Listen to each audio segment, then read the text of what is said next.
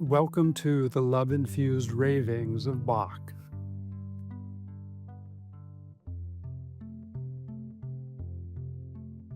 We've met someone new.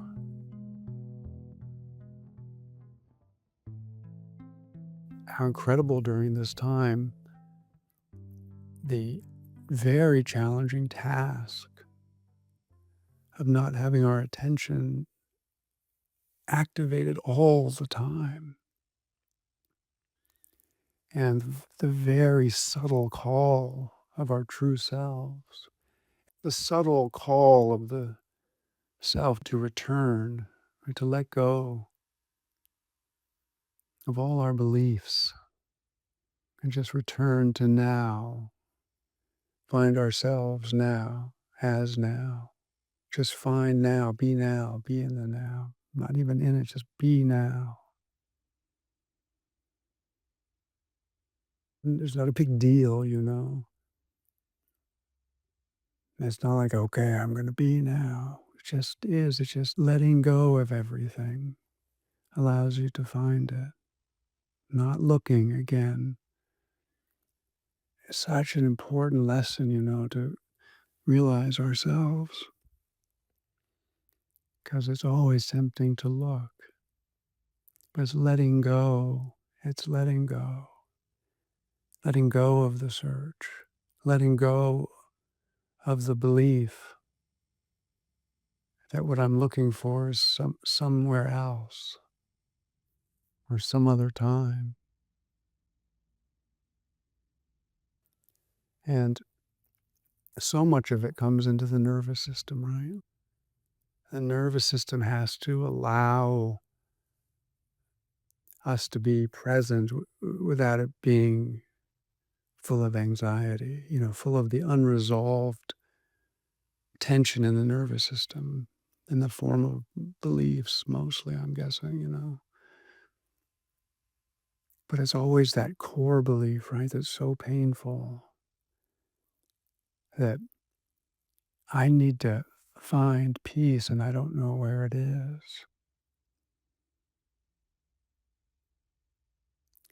I guess such the incredible irony of it, right, that it's right under our feet and we can't imagine that we'll ever find it again when we're in really difficult places in our lives, really struggling.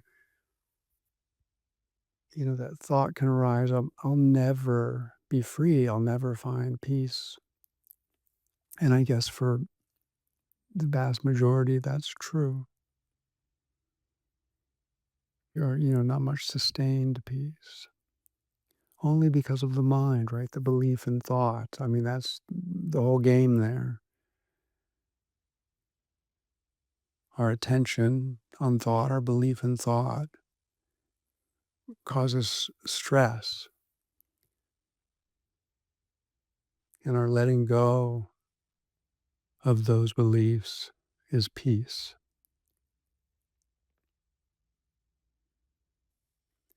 But that really, really persistent story that we've lost that and now we have to go find it somehow. And the path looks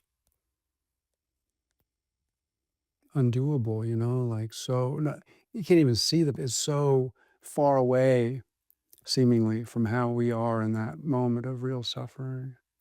The idea of being at peace again seems unattainable, and it seems like the path, there's no clarity whatsoever how you would ever find it again, or for the first time if you've never really known it. And right, the irony that it's right there, it's right here, it's right now.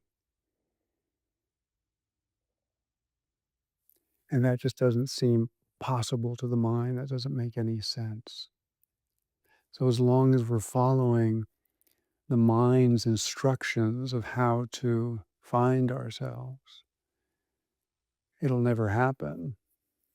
Again, that's what we use to penetrate into all this is mind. So I'm talking about thoughts and our stories, our beliefs, not about clear mind. So it's letting go, letting go. even if we can't, just that's the idea, right? That's the commitment to let go.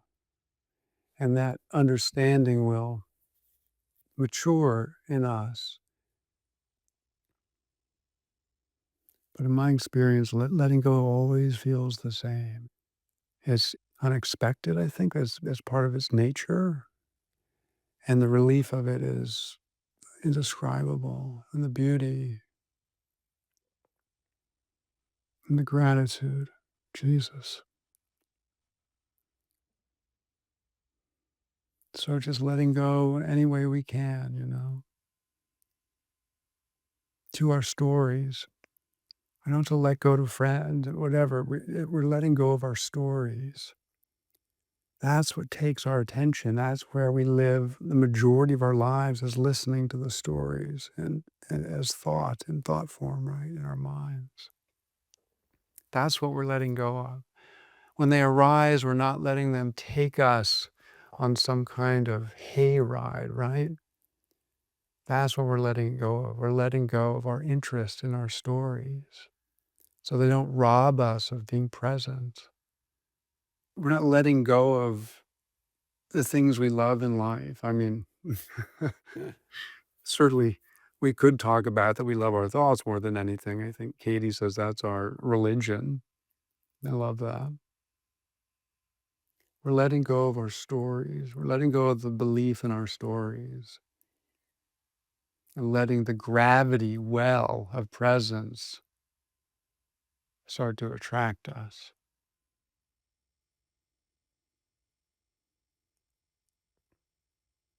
So again, don't let the mind say, "Oh my God, I don't want to let go of I don't want to let go of everything."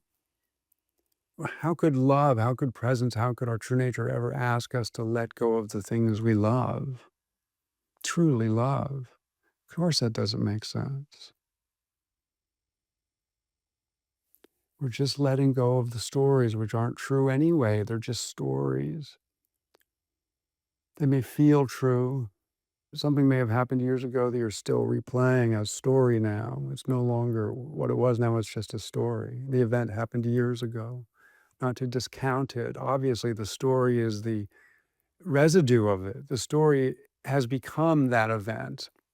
So that's what we're dealing with now. So I'm not minimizing it in any way. That's what makes it so hard to let go of, because it feels like we're still dealing with the event itself. And we're not. We're dealing with a story. And that's really good news, because we drop those all the time. I mean, we go from one story to the next, right? You're paying attention to something like blah, blah, blah, blah, blah. All of a sudden, something else catches your attention. And that story we've dropped in that moment. So we do it all the time. That's the quote unquote practice of letting go, and hopefully it becomes this beautiful habit that just becomes effortless, or sometimes becomes effortless. Whenever it's effortless, it's great.